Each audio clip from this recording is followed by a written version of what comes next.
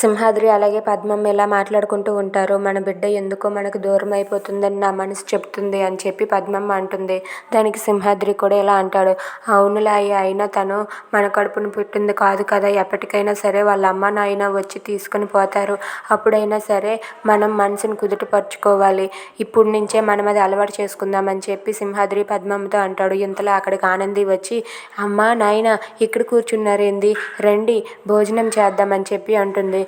ఆ మాటలకు పద్మమ్మ అయితే నువ్వు వెళ్ళి తినమ్మా అని చెప్పి అంటుంది. అదేంటమ్మా కొత్తగా మాట్లాడుతున్నావు, అందరం కలిసే కదా భోజనం చేస్తాము, నువ్వేంటి ఈరోజు నన్ను ఒక్కదాన్నే తినమంటున్నావు, మీరు తర్వాత తింటారు అంటున్నారు ఏంటి అని చెప్పి అంటుంది.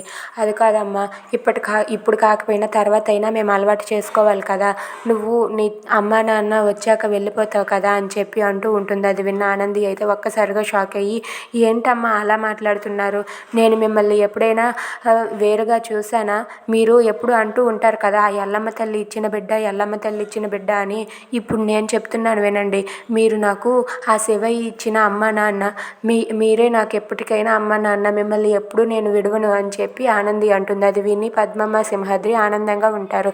Thanks for watching friends, please subscribe.